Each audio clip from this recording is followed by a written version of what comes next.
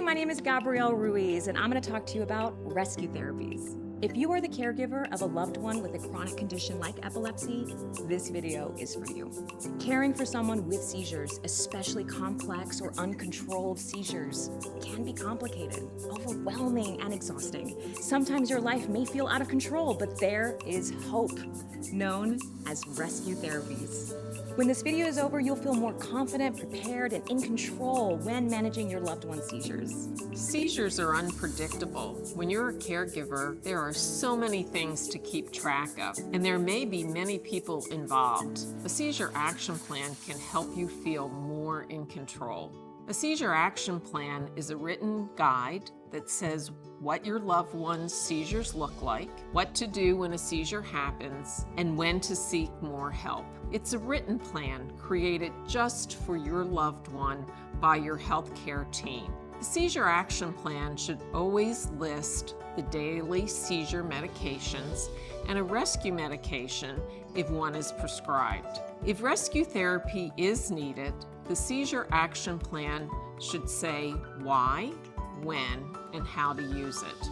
A seizure action plan can help you talk with other people about what to do and what not to do during and after a seizure.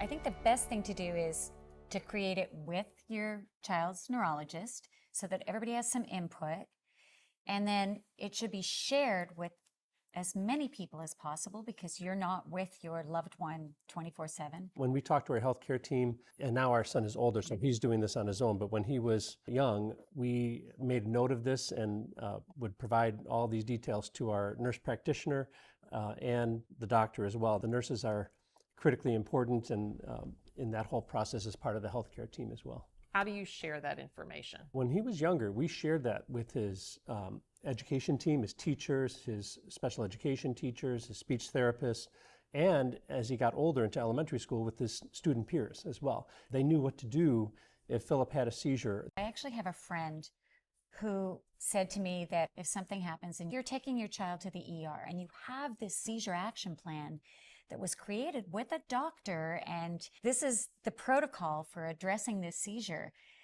She found that sometimes when she's in an ER, they'll say, no, we're going to do it this way. She'll argue with them, try not to argue, but it ends up being a bit of a battle trying to get them to just really follow this protocol.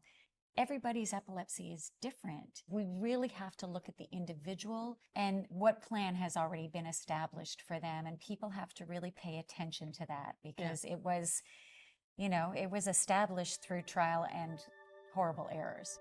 Rescue therapies are prescription medications designed to interrupt and stop a seizure or group of seizures. They can help with any type of seizure. Rescue therapies usually work fast, within minutes. Talk to your loved one's healthcare team to see if a rescue therapy can help with seizures. Fewer seizures can make life easier for you too. There are several new options available for rescue therapy. So even if you have talked about rescue therapies in the past, it's important to talk about it again. Don't wait for the healthcare team to bring up rescue therapies. You can start the conversation. But remember, and this is very important, a rescue therapy is only to be used at certain times, as instructed by your healthcare team. Rescue therapies are not to be used every day like other seizure medications. A rescue therapy does not replace the seizure medication that's taken every day. A plan for rescue therapy must be specifically tailored to each person. You and your loved one and the healthcare team will work closely together to see if a rescue therapy is right for your loved one. My son Theo he just turned 20 and he's a full-grown man. So I have to be very careful when he's having seizures to keep him safe and also to keep me safe. The seizures could happen at any time. They happen multiple times a day. We consider ourselves fortunate that it's maybe only a couple of times a day now, as opposed to 40 and 50 times a day when he was little.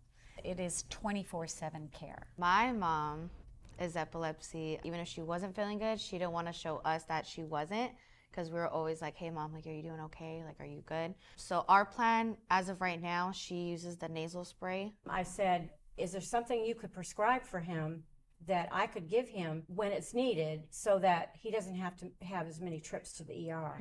That's when we first talked about rescue meds, way back then. Good for you. It happened.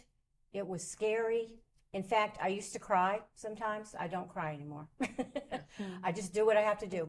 And rescue therapies help. It became much less scary and much less worry. I mean, really, we're trying to nip this thing in the bud. We're trying to just get this seizure under control and reestablish whatever it is their baseline normal is. We need a team of people. We need everybody to have buy-in to this plan that's been created.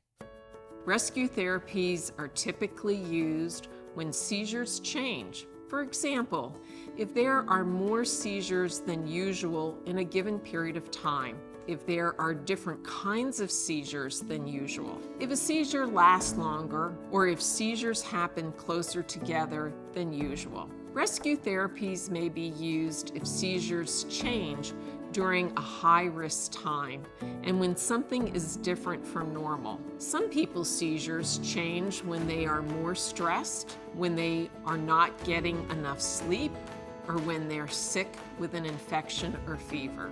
You may pick up on these changes and know when seizures are more likely to happen. When seizures happen more closely together or more often than usual, they may be called a cluster of seizures or seizure clusters, or they may call them groups or periods of increased seizures.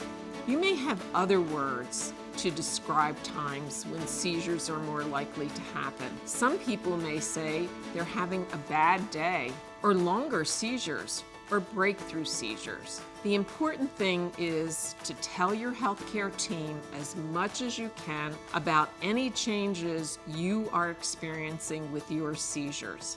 What's the word you use to describe these seizures? Cluster. Back to back. Sweaty palms. Talking about seizures and epilepsy, especially with your loved one's healthcare team, can sometimes be intimidating and confusing. Don't assume your healthcare team understands exactly what you want and what you're saying. Make sure of it.